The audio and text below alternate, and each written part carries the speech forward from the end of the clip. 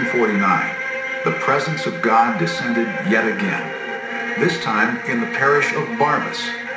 The refreshing was certainly needed, but it did not come easily. Religious pride and legalism had created deep divisions within the church. Some clergymen refused to believe that God could do a great work that did not begin with them. When the refreshing did come, they opposed it bitterly.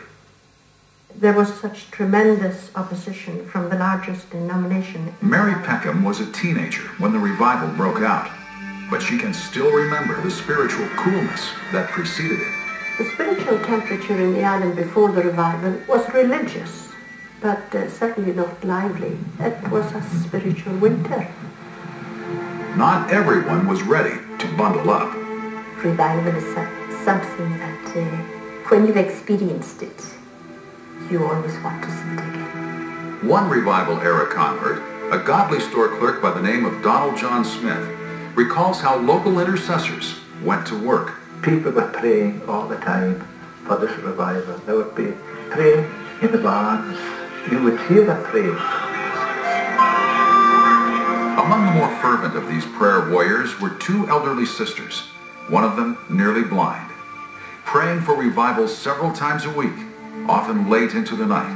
They were gripped by the promise of Isaiah 44.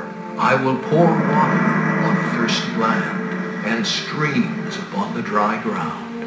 One of them was housebound. She was in bed there. I used to read the Bible with them and pray with them. And you would feel the presence of the Lord. They knew their Lord. Challenged by the faith of these godly women, 7 church leaders gathered in a nearby barn to pray. For months, they pled with God that he might kindle a greater appetite for his presence. That was the defining moment of the beginnings of the revival. It was 1949, in the middle of the year. As the elders continued their travail in the barn, they began to notice the lights in nearby crofts and farmhouses burning late into the night. Some never went out at all.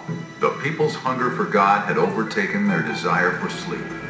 The elders realized their prayers had been answered. It was a community of prayer. Their faces would be tear-stained. There was such an expectancy, such a desire. And these prayers were travailing. They were painful praying. Such a longing that God would come. And God answered. With nothing more to delay him, Jehovah drew near. Something very significant had happened the previous night.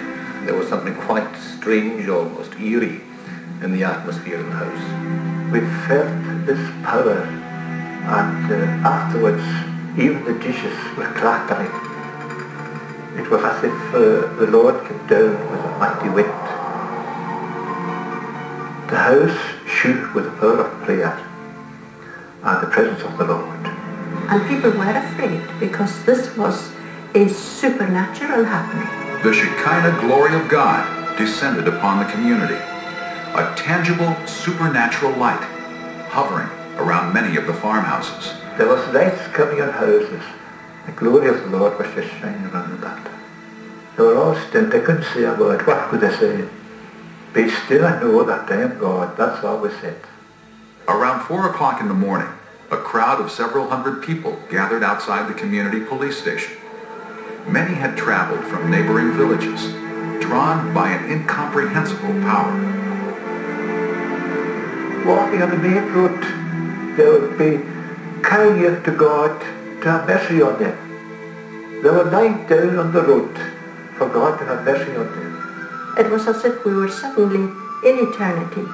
Eternal issues, eternal things were very, very real to us.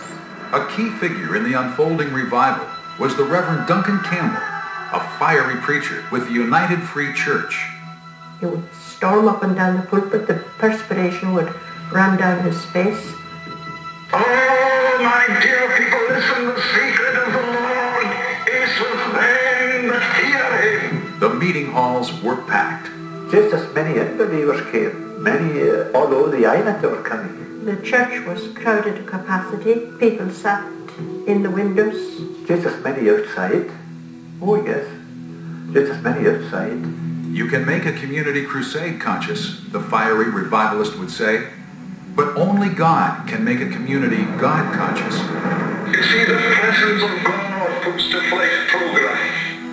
Not an evangelist, not a special effort, not anything at all organized on the basis of human endeavor, but an awareness of God that gripped the whole community.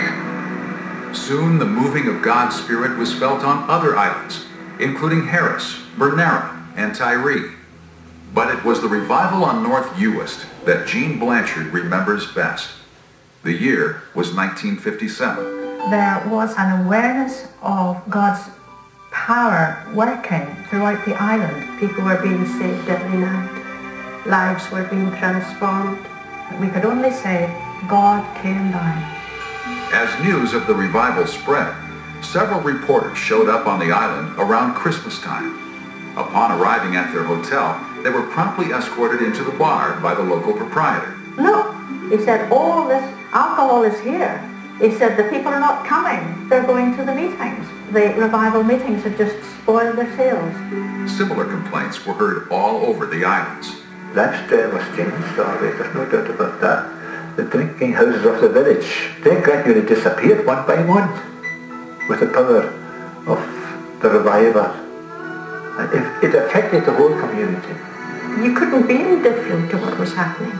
It was as if there was a canopy of an awareness of God over the whole island. And there was a complete transformation. And the people in the world knew it. God had come. That was the answer.